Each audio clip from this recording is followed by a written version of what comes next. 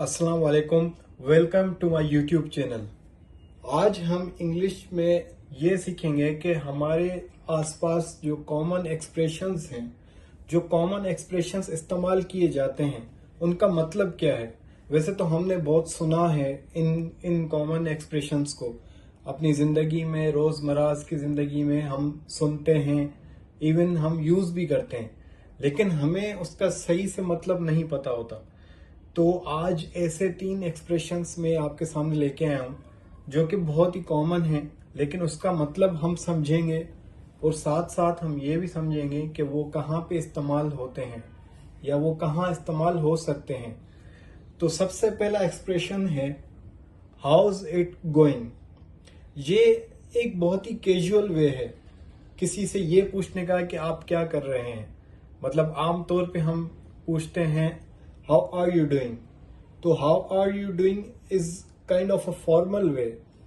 वो ऑफिसेज में या आपसे जो एज में बड़े हैं उनसे हालचाल पूछने के लिए इस्तेमाल किया जाता है, मगर हाउज इट गोइंग ये दोस्तों में या बहुत ही कैजुअल वे में इस्तेमाल किया जाता है, तो इसलिए हम ये यूज करते हैं। जैसे कि अगर आपसे कोई पूछे हाउज इट गोइंग, तो आप जवाब देंगे not bad, thanks, how about you, या pretty good, just busy with work. तो ये इसका जवाब हो सकता है। तो आई होप आप इसका इस्तेमाल सीख गए होंगे कि एक तो फॉर्मल वे में आप पूछेंगे हाउ आर यू डूइंग, और कैजुअल वे में या आपसे कोई दोस्त पूछता है या बात करता है तो उससे आप ये पूछेंगे how is it going. Number 2 पे आता है आई एग्री। आई एग्री आपने बहुत सुना होगा। ये बहुत ही कॉमन एक फ्रेज है जिसका मतलब ये है कि मेरी रजामंदी आपके साथ है। तो ये बहुत ही एक स्ट्रेट फॉरवर्ड सा जवाब है। अगर कोई भी सवाल पूछा जाए तो उस पर आई एग्री बोलना मतलब ये है कि मेरी तरफ से हाँ है, या मैं भी ऐसा ही समझता हूँ जैसे आप समझते हैं। तो फॉर एग्जाम्पल अगर ऐसा कहा जाए कि I think we should start the new project next week, तो आप कहेंगे आई एग्री। इसका मतलब ये है कि आप भी ये समझते हैं कि हमें नेक्स्ट वीक वो प्रोजेक्ट स्टार्ट करना चाहिए। या अगर मैंने बोल दिया दिस मूवी इज अमेजिंग, तो आप कहेंगे आई एग्री। इसका मतलब कि आपको भी अच्छी लगी, आप मेरी इस बात से एग्री हैं, रजामंद हैं।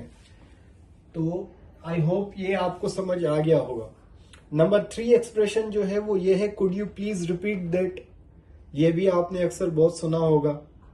ये तब कहा जाता है जब किसी की बात आपको समझ ना आई हो या आपने सही से नहीं सुना।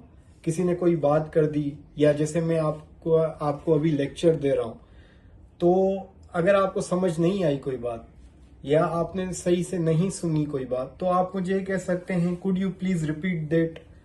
तो वो मैं रिपीट कर दूंगा। और ये बहुत ही एक पोलाइट वे है। ये अमूमन ये भी जाहिर करता है कि आप कितने इंटरेस्टेड हैं उस बात में।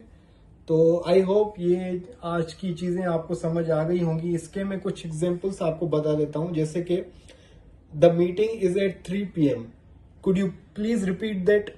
अब मैंने क्या बात की, the meeting is at 3 PM, और आगे से आप कहते हैं could you please repeat that, तो मैं आपके लिए रिपीट कर दूंगा the meeting is at 3 PM। तो इसका मतलब ये है। या फॉर एग्जाम्पल मैं आपको फोन पे कहता हूं we are meeting at the new cafe downtown, right.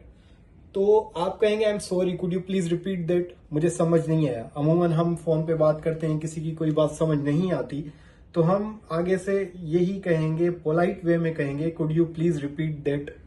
तो आई होप ये तीनों आपको फ्रेजेस या एक्सप्रेशन समझ आ गए होंगे।